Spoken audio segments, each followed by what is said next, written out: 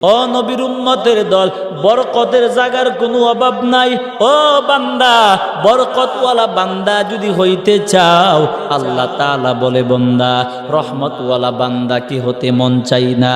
জান্নাতি বান্দা যদি হতে চাও, রহমতওয়ালা বান্দা যদি হতে চাও, ও বান্দা কিয়ামতের মাঠে নিজেকে হাউজে কাউসারওয়ালা উম্মত যদি বানাতে চাও, ও গোলাম, ও বান্দা কিয়ামতের মাঠে আমি আল্লাহর সামনে দাঁড়াইয়া, আমি আল্লাহর সামনে জান্নাতি বান্দা হইয়া যদি দাঁড়াতে চাও, ও বান্দা কিয়ামতের মাঠে আরশের নিচে জায়গা পাইতে যদি চাও, এক কথায় রহমতওয়ালা বান্দা যদি হতে চাও, জান্নাতি বান্দা যদি হতে চাও, আল্লাহ বলে বান্দা তাহলে কোরআন থেকে বয়ানের মাধ্যমে, তিলাওয়াতের মাধ্যমে বরকতওয়ালা বান্দা হওয়ার সুযোগ আছে না নাই?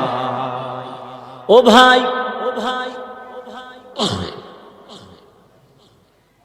আল্লাহ তাআলা বলে বান্দা রহমতওয়ালা বান্দা যদি তুমি হইতে চাও, মোহাব্বতের বান্দা গোলাম যদি নিজেকে বানাতে চাও, তাহলে ওই বিষয়টা তোমার করা লাগবে। নবীর উম্মতের দল, পয়গম্বর যে বলছে ইলমে দ্বীন শিখার জন্য যারা বের হয়, মানুষটা গুনাহগারও যদি হয়, গুনাহগার মানুষটাও ভালো করে বুঝেন, নবী বলে গুনাহগার মানুষটাও যদি ইলমে দ্বীন শিখার জন্য বের হয়, পয়গম্বর বলে ওই মানুষটার জন্য আল্লাহ জান্নাতের পথ সহজ বানায় দেন। কিভাবে? এটার ব্যাখ্যায় মুহাদ্দিসিন ইকরাম বলেন, ইলমে দ্বীন শিখার মাজলিসটার মধ্যে বৈশা বান্দা কোরআনের বয়ান শোনার পর, জান্নাত জাহান্নামের বয়ান শোনার পরে বান্দার দিলটা অটোমেটিক নরম হতে থাকবে। ঠিক কিনা জোরে কোন? আল্লাহর বান্দারা, মুহাদ্দিসিন ইকরাম বলেন ওই বান্দাটা ইলমে দ্বীন শিখার মাজলিসে বৈশা যদি গুনাহগার বান্দাটা মারা যায়, নবী আমার বলে ইলমে দ্বীন শিখার মাজলিসটার বরকতে গুনাহগার মানুষটা যে মরে গেল, ওই মানুষটাকেও আল্লাহ সহজে জান্নাতের মেহমান বানায়া দেয়। কেন বানায়া দেন জানো? আল্লাহ বুঝাতে যায় গোলাম, গুনাহগার যদি তুমি হও, ও বান্দা গুনাহগার হওয়ার পরেও ইলমে দ্বীন শিখার জন্য তো আসলা, ধর্মীয় কথা শোনার জন্য তো আসলা নাকি? বান্দা কোরআন হাদিসের কথা শিখার জন্য তো আসলা। ও বান্দা যদিও তুমি গুনাহগার হও, এরপরেও যে ধর্মীয় কথা শোনার জন্য যে বান্দা আগায়া আসলা, আমি আল্লাহ এত খুশি হয়ে গেলাম। ও বান্দা ধর্মীয় প্রোগ্রামে আইসা গুনাহগার হয়ে বসলা, আমি আল্লাহ যদি তোমার বসাটা পছন্দ করি, আল্লাহ বুঝাতে চাই কোরআনের বরকত দিয়া বান্দা তোমারে জান্নাতি বান্দা বানায় বাড়িতে পৌঁছায়া দিব। আমি আল্লাহর তো এত দয়া, আমি আল্লাহর চাইতে দয়াওয়ালা কেউ নাই হবে না। ও বান্দা তোমার মা বাবার চাইতে আমি আল্লাহ বড় আপন। ও বান্দা তোমার বিবির চাইতে বড় আপন। এই দুনিয়াতে ভালো করে 100,000 কোটি বারও যদি যাচাই করা হয়, আল্লাহর চাইতে বড় আপন তুমি কাউরে পাইবা না। নবীর চাইতে বড় আপন কাউরে পাইবা না। আল্লাহর চাইতে দয়াওয়ালা তোমার জন্য কেউ না,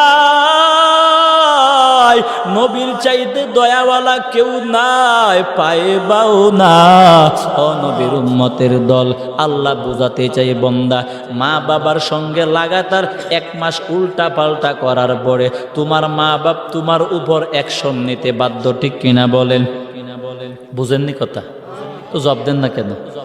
মা বাবার সঙ্গে লাগাতার 1 মাস উল্টা পাল্টা করার পরে তোমার মা বাপ কয়দিন সহ্য করবে? 1 মাস 10 দিন 15 দিন পরে তোর মা বাপ অ্যাকশন নিতে বাধ্য। যেই বিবি তোমারে চারা খাই না, ওই বিবির সঙ্গে 1 সপ্তাহ উল্টা উল্টি কইরা দেখো, ওই বিবি তোমার প্রতি অ্যাকশন নিতে বাধ্য। ঠিক কিনা? ও নবীর উম্মতের দল, আল্লাহ বুঝাতে চাই বান্দা 40 বছর বয়স হয়ে গেল, 50 বছর জীবন পার করলা। ও বান্দা 50 বছর জীবনের ভিতরে 1 ওয়াক্ত নামাজ তুমি ভালো করে পড়ো না। নাই। ও বন্দা দাড়ি কামাইয়া 40 বছর আমার নবীরে কাদাও, নামাজ না পড়ে 40 বছর আমি আল্লাহরে বেজার করো। ও বন্দা এরপরে 40 বছরের ভিতরে আমি আল্লাহ এক বেলা খানা তোমার মিস করে দেই নাই, আমি আল্লাহ তোমার ফসল মারি দেই নাই, আমি আল্লাহ তোমার দৃষ্টি শক্তি কেড়ে নেই নাই, আমি আল্লাহ তোমার কানের শ্রবণ শক্তি কেড়ে নেই নাই, আমি আল্লাহ জবান দিয়ে কথা বলার যোগ্যতাটাও আমি আল্লাহ কেড়ে নেই নাই। ও বন্দা তোমার মা বাপ 40 বছর তোরে সহ্য করবে না, আমি আল্লাহ 40 বছর সহ্য করতেছি, এরপরে অ্যাকশন নেই না। কেন নেই না জানো? ও বন্দা তোর মা বাবার চাইতে হাজার সহস্র কোটি গুণ বেশি মহাব্বত ভালোবাসা হলো আমি আল্লাহ। আমি আল্লাহর চাইতে দয়ার আল্লাহ কেউ নাই, দুনিয়াতে পাইবে না বান্দা, পরকালেও পাইবে না, সম্ভব না। আল্লাহ বুঝাতে চাই গোলাম 40 বছর পর্যন্ত অ্যাকশন নেই না কেন জানো? আমি আল্লাহ অপেক্ষা করি পশ্চিম দিকে সূর্য উঠার আগ পর্যন্ত, তওবার দরজা বন্ধ হওয়ার আগ পর্যন্ত আমি আল্লাহ অপেক্ষা করে যে বন্দা একবার নি তুমি মরণের আগে আমি আল্লাহর দরবারে খাঁটি তওবা করো, একবার যদি খাঁটি তওবা করিয়া ও বান্দা যদি তুমি আমি আল্লাহর দরবারে পাগল হইয়া যাও, আমি আল্লাহ ও বান্দা খাঁটি তওবা করার পরে তোমার চোখের পানি নাকের গুড়ায় আগার আসা, নাকের গুড়ায় আগার আসে নাকের গুড়ায় আসার আগে আগে আমি আল্লাহ তাআলা 70 বছর 40 বছর যে এত নাফরমানি করলা, 40 বছরের নাফরমানি দুনিয়াতে 40 বছর অপরাধ যদি করো, জেলখানায় যদি নেওয়া হয়, ও বান্দা তোমারে জেলখানায় নেওয়ার পর 40 বছরের কেস 1 মিনিটে শেষ হবে না, কমপক্ষে 5-7 বছরে তোমার কেসগুলি আস্তে আস্তে শেষ হবে, ঠিক কিনা জোরে কোন? আল্লাহ বুঝাইতে যায় গোলাম ও বান্দা 40-50 বছর নাফরমানি গুনাহ করার পরেও ও বান্দা কোন উকিলের কাছে যাওয়া লাগবে না, ও বান্দা কাউরে বলাও লাগবে না, গভীর রাতে নীরবে 2টা চোখের পানি সাইরা দিয়া যদি বলো আল্লাহ আমি 40 বছর তোমারে চিনি নাই, আল্লাহ আমি 40 বছর তোমার থেকে ভেগে ভেগে দূরেছিলাম, আল্লাহ 40 বছর আমি তোমারে ভুলে গিয়েছিলাম, ও আল্লাহ তোমার হারানো বান্দা তোমার দরবারে হাজির হয়ে গেছে, ও আল্লাহ তুমি আমারে মাফ করে দাও, ও আল্লাহ আমি আর তোমার দরবার ছেড়ে যাব না। আল্লাহ তাআলা হাদিসে কুদসিতে বলে বান্দা কেউ জানবে না, কেউ বুঝবেও না, মাইকিং করা লাগবে না, নীরবে যদি তুমি মাত্র 2 মিনিটে বলো আল্লাহ আমি তোমার নাফরমানি করেছিলাম, আল্লাহ তোমার নাফরমান গোলামটা তোমার দরবারে হাজির হয়ে গেল, ও আল্লাহ আমি 40 বছর নামাজ পড়ি নাই, আমি 40 বছর দাড়ি কামাইয়া নবীরে কাদাইলাম, আল্লাহ 40 বছর নামাজ না পড়ি তোমারে কষ্ট দিলাম, ও আল্লাহ আমি আর গুনাহ করব না, মরণ পর্যন্ত তোমার হুকুমে চলবো, নবীরে আর কাঁদাবো না। আল্লাহ বলে গোলাম কেউ লাগবে না, কোনো উকিল মুক্তারও লাগবে না, তোমার চোখের পানি নাকের আগায় আসার আগে আগে আমি আল্লাহ এর আরো আগে বান্দা তোমার জীবনের গুনাহ মাফ করে দিয়া আমি আল্লাহ তোরে, আমি আল্লাহর কুদরতি কুলে আমি আল্লাহ তোরে উঠায়া নেই। अल्लाह अल्लाह क्या मुबारक नाम है, अल्लाह अल्लाह आशिक़ों का काम है, अल्लाह अल्लाह क्या मुबारक नाम है, अल्लाह अल्लाह मोमिनों का काम है, या गफ्फार ज़ुनूब इग़फिर ज़ुनूबना, या सत्तारल उयूबी उस्तुर उयूबना, इग़फिर ज़ुनूबना इला यौमिल क़ियामतिस सुग़रा, उस्तुर उयूबना इला यौमिल क़ियामतिल कुबरा। জোরে জোরে মোহাব্বতে বলেন আমিন। কষ্ট হয়নি আমার ভাই? এই জন্য আউলা জাউলা পাগলের মতো নাফরমানি করে জীবন আর কয়দিন কাটাবে? একদিন না একদিন আল্লাহ তো ধরবে, নাকি ধরবে না? মরতে তো লাগবে, মরতে তো হবেই। আপনি যত বড় শক্তিশালী হন না কেন,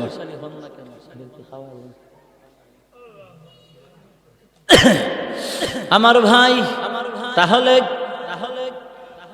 আল্লাহ তাআলা বলে, বান্দা আমি আল্লাহর চাইতে মহাব্বতের আল্লাহ কেউ নাই, হবে না, ছিল না। এটা চিরন্তন সত্য, হাজার কোটিবার সত্য এবং বাস্তব, ঠিক কিনা? আল্লাহর চাইতে আপন কেউ নাই, তোমার হবেও না। এই কথাটা মানলেও সত্য, না মানলেও সত্য।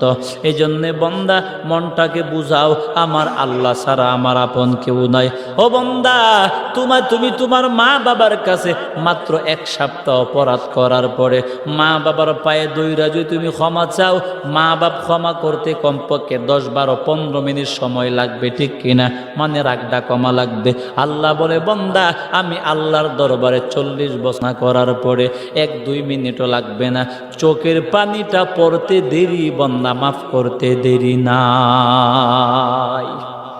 তো এর চাইতে দয়ার আল্লাহ কই তুমি পাইবা? এর চাইতে দয়ার আল্লাহ তোমার জন্য কেউ নাই, হবেও না। এই জন্যে সাবধান, নিজের মনকে বুঝাইতে হবে, আমি মরে গেলে আমার বিবির খানা বন্ধ থাকবে। কথা কই না? আমি মরে গেলে আমার বিবির খানা বন্ধ থাকবে না। আমি মরে যাওয়ার পর আমার সন্তানের খানা বন্ধ থাকবে না। আমার বন্ধুর চলাফেরা বন্ধ হবে না, এলাকার চলাফেরা বন্ধ হবে না। আমার এন্তেকালের পরে বিবির মতো বিবি চলবে, সন্তান তার মতো চলবে, বন্ধু তার মতো চলবে, সমাজ সমাজের মতো চলবে। মানে আমার এন্তেকালের দ্বারা দুনিয়া আটকে থাকবে না, দুনিয়ার গতিতে চলবে। শুধু আমার জীবনের গতিটা আস্তে করে স্টপ হয়ে যাবে, ঠিক কিনা? অন্ধকার কবরে আমি যাব, অন্ধকার কবরে আমার কেউ নাই, বন্ধু থাকবেও না, হবেও না। নবীর উম্মতের দল, যেই বন্ধুকে ছাড়া তুমি একটা সেকেন্ড চলতে পারতা না, যে বন্ধুর সাথে কথা না বলে তোমার ঘুম হয় নাই, ওই এমন আপন বন্ধু তো কবরে বিদায়। ও বন্ধু কই তুমি? তো তোমার বন্ধুর কবরে চলে যাও নাই। যে বন্ধুরে সাইরা ঘুমাইতেও পারতা না, ওই বন্ধু মরার পরে তোমার তো কোনদিন ঘুমের মধ্যে সমস্যা হয় নাই, ঠিক কিনা? জোরে কন। তাহলে আল্লাহ বুঝাতেই যাই, বান্দা দুনিয়ার ভালোবাসা পুরাটাই নাটক এবং মিথ্যা। আসল ভালোবাসা হলো আমি আল্লাহর ভালোবাসা। এই জন্যে বান্দা বন্ধুর জন্য আমি আল্লাহরে বেজার করবা না, বিবির জন্য আমি আল্লাহকে ভুলে যেও না। ও বন্ধু সন্তানের জন্য, সমাজের জন্য আমি আল্লাহকে ভুলে যেও না। তুমি ওই কথাটা 24 ঘন্টা চিন্তা রাখবা। অন্ধকার কবরে, আমার কবরে কেউ নাই, থাকবে না। অন্ধকার কবরে একমাত্র আমার কবরে বন্ধু হবে বিশ্ব নবী এবং আল্লাহ, ঠিক কিনা? ও বন্ধু, ওই আমলওয়ালা আল্লাহ তাআলা তো বলছেন, আল্লাযী খালাকাল মাউতা ওয়াল হায়াতা লিয়াবলুয়াকুম আইয়ুকুম আহসানু আমালা ওয়া হুয়াল আজিজুল গফুর। আল্লাহ তাআলা বলে, বান্দা আমি আল্লাহ মরণ নামক বস্তু বানাইবার পরে আমি আল্লাহ দুনিয়ার জীবনে তোমাদেরকে হায়াত দিলাম কেন জানো? পরীক্ষা করার জন্য কার আমল ভালো হয়। আমল যদি ভালো হয়, অন্ধকার কবরে আমি আল্লাহর চাইতে ভালো তোমার জন্য কেউ হবে না। ও বান্দা, আমল যদি তোমার ভালো না হয়, অন্ধকার কবরে আমি আল্লাহর চাইতে শক্ত কঠিন তোমার জন্য কেউ হবে না। অন্ধকার কবরে আমলওয়ালা জীবন লইয়া যদি কবরে যাও, আমি আল্লাহ পাগল হয়ে যাব বরে বান্দা তোরে জান্নাতে বানাবার জন্য। আমার নবী পাগল হয়ে যাবে বান্দা তোরে সুন্দর করে কি বলে শাফাআত করার জন্য, বরকতের জন্য। দুনিয়া থেকে বিদায় হয়ে যাইবা, ও বান্দা ইন্তেকাল হওয়ার পরে তোর মা কাঁদবে, তোর ভাই কাঁদবে, তোর বন্ধু কাঁদবে, তোর সমাজ কাঁদবে তোর জন্য মহাব্বতে পাগল। কিন্তু তুই কবরে গিয়া এত আরাম, এত শান্তি পাইবা। অন্ধকার কবরে গিয়া তোমার হাসির কোনো শেষ থাকবে না। ও বান্দা, আমলওয়ালা জীবন যদি তোমার না হয়, উল্টা পাল্টা আউলা জাউলা জীবন চালায়া যদি মর, ইন্তেকালের পরে মানুষ কাঁদবে না, বলবে বান্দরটা মরছে, ভালো হয়েছে, ঠিক কিনা? জোরে কন। দুনিয়ার মানুষ তোমার জন্য হাসবে, অন্ধকার কবরে তুমি গিয়া কাঁদবা। ও নবীর উম্মতের দল, এই জন্য সবচাইতে বুদ্ধিমান মানুষের জীবনটা ওইটা। নবী আমার বলে, যেই মানুষটা আল্লাহকে জীবনের বন্ধু বানাইয়া, আমি নবীর বন্ধু বানাইয়া কবরে ঢুকছে, ওই উম্মতের চাইতে কপালওয়ালা ভাগ্যবান উম্মত আর কেউ নাই। নবীর উম্মতের দল রাবিয়া বসরি নবী আমার বুঝাতে চায় এই দুনিয়াতে মানুষ টাকার জন্যেও সম্মান পায়, অনেক মানুষ টাকা দিয়া সম্মান পায়, অনেক মানুষ ক্ষমতার জন্যে সম্মান পায়, ঠিক কিনা জোরে কন? অনেকের টাকা নাই ক্ষমতা নাই কিন্তু বংশের জন্যে সম্মান পায়। ও নবীর উম্মতের দল, নবী বুঝাইতে চায় অন্ধকার কবরে এইগুলি চলবে না। অন্ধকার কবরে যার ঈমান, যার আমল যত ভালো, যত সুন্দর, ওই মানুষটার দাম, ওই মানুষটার পাওয়ার ওই কবরে তত বেশি হবে, ঠিক কিনা জোরে কন? নবীর উম্মতের ওই যে ফেরিঘাটের কথা বলে, ফেরি দিয়ে আসার সময় সরকারি কর্মকর্তা, আমলা সামলা ফাগলা সাগলা আছে না কতলা, যার র্যাঙ্ক যত বড় তার পাওয়ার তত বেশি, ঠিক কিনা? আল্লাহ বোঝাতে চাই, পয়গম্বর বলে ওই দুনিয়াতে ওই ক্ষমতা দিয়া চলো, অন্ধকার কবরে কার পাওয়ার বেশি জানো? অন্ধকার কবরে যার আমল যত ভালো, যার ঈমান যত মজবুত, যার ঈমান যত সুন্দর, ওই মানুষটার কবরে পাওয়ার তত বেশি।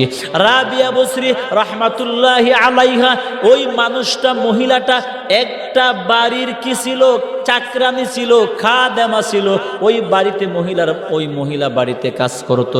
রাবিয়া বসরি রহমাতুল্লাহি আলাইহা বংশের কোনো ঐতিহ্য ছিল না, টাকা পয়সা কিছুই ছিল না। অন্ধকার কবরে সম্মান কত! অন্ধকার কবরে দাফন করার পর রাবিয়া বসরি রহমাতুল্লাহি আলাইহাকে কবরে প্রশ্ন করলো, মার রব্বুকা, তোমার রবকে? আল্লাহর বান্দি বলে, ফেরেশতারা। আমি যদি বলি আমার রব আল্লাহ, আল্লাহ যদি বলে আমি রাবিয়ার রব না, তাহলে আমার কথার কোনো দাম থাকলো না, ঠিক কিনা?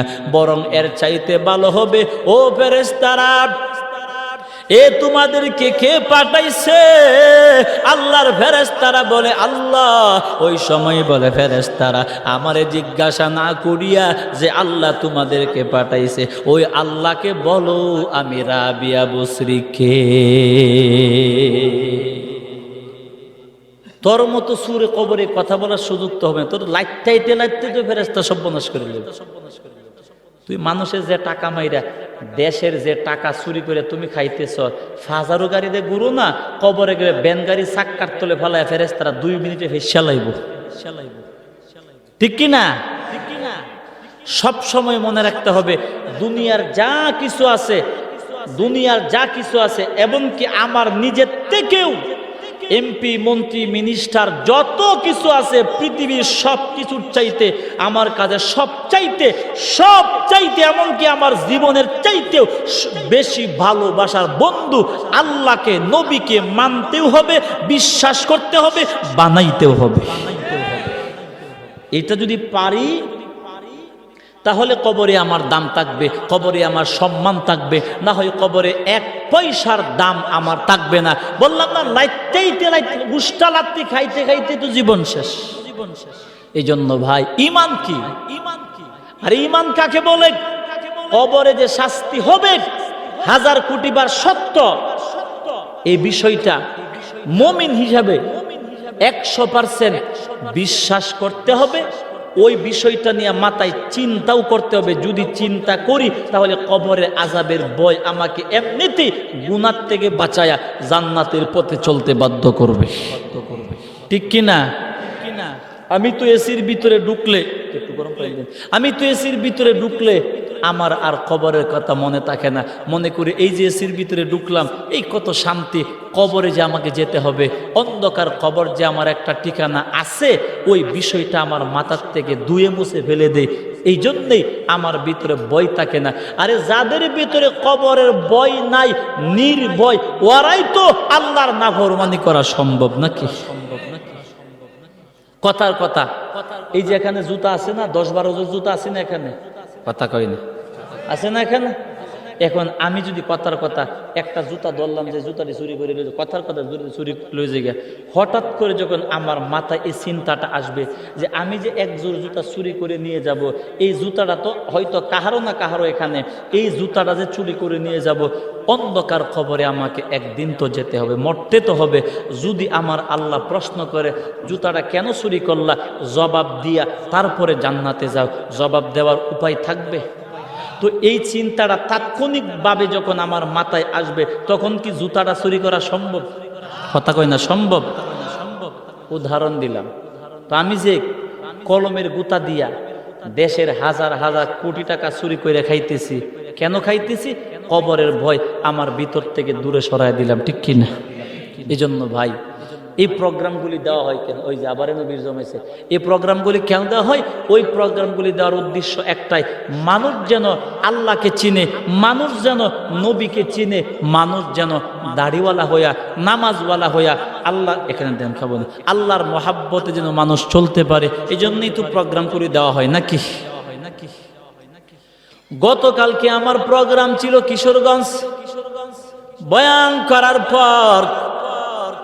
বয়ান করার পরে স্টেজ থেকে যখন আমি নামার পরে দেখলাম 6 থেকে 7টা যুবক আমার সঙ্গে মুসাফা করার জন্য কিনার দিয়ে দাঁড়ায় রয়েছে।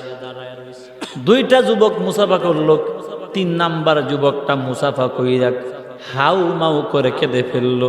আমাকে আঞ্জা দিয়া ধরলে যুবকটা আমাকে আর ছাড়তে চাই না।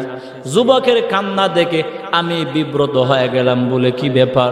আমাকে আঞ্জা দিয়া ধইরা বলে, হুজুর এই যে 6-7 জন যুবক, আমরা একজনের মুখেও দাড়ি ছিল না, নামাজ পড়তাম না, ইন্টারনেটে ইউটিউবে আপনার বয়ান শুই না, এখন আমরা বন্ধু 6-7 জন, আমরা সবাই এখন দাড়িওয়ালা হয়ে গেলাম। আমরা এখন সবাই নামাজ পড়ি, আল্লাহকে বন্ধু বানাবার জন্য বলছেন। এই যুবকগুলি বারবার একটা কথা আমাকে বলছেন, হুজুর আমরা 2-3 কিলোমিটার দূর থেকে আপনার বয়ান শোনার জন্য আসলাম, একটু শুধু দোয়া চাই, একটু দোয়া করবেন যাতে ইমানটা ঠিক রেখে, দাড়িটা ঠিক রেখে, ইমানটা ঠিক রেখে জান্নাতে হইয়া যেন কবরে যাইতে পারি। এর সাইতে কপালওয়ালা ভাগ্যবান কে আছে? ও ভাই, তো রাবিয়া বসরি রহমাতুল্লাহি আলাইহা বললেন, ও ফেরেশতারা আল্লাহ তাআলাকে বলো আমি রাবিয়া বসরি কে? আল্লাহর ফেরেশতারা বলে, আল্লাহ কার কাছে পাঠাইলা? আল্লাহ তোমার বান্দি কি বলে বুঝলাম না।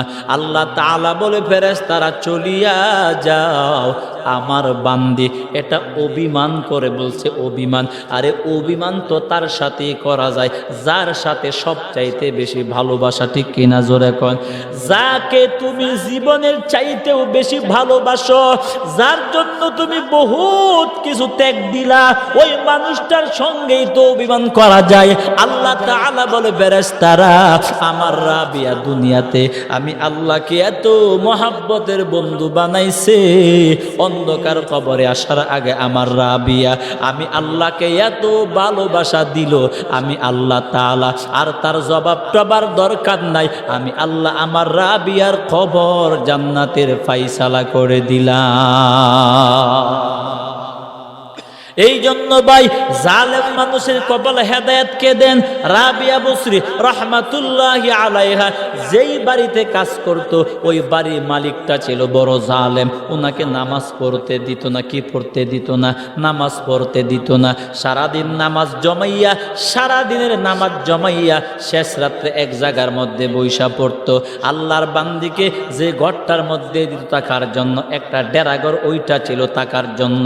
আল্লাহর বান্দিরা রাবিয়া বসরি রহমাতুল্লাহি আলাইহা ওই ডেরাঘরের মধ্যে রাতের বেলা যাইয়া ও বান্দা চোখের পানি দিয়া বুক বাসাইতো আর বলতো, আল্লাহ তাআলা আমার আসল মালিক তো তুমি আল্লাহ। ও আল্লাহ, আমি রাবিয়া যে তোমার জন্য কত পাগল, আল্লাহ এটা তুমি ছাড়া তো দুনিয়ার কেউ জানে না। ও আল্লাহ, আমি রাবিয়া যে তোমার জন্য কত ভালোবাসা, এটা তো আমার দুনিয়ার জালেম মালিকটা জানে না। ও আল্লাহ, আমার দুনিয়ার মালিকটা আমাকে নামাজ পড়তে দেয় না, আমি নামাজটা ঠিক মতো পড়তে পারি না। সারা দিনের নামাজ একসাথে জমাইয়া আমি রাতের বেলা নামাজ পড়ি। আল্লাহ কিয়ামতের মাঠে তুমি আমাকে ধইরো না। আল্লাহ আমি তো পারি না, আমি তো অপারগ।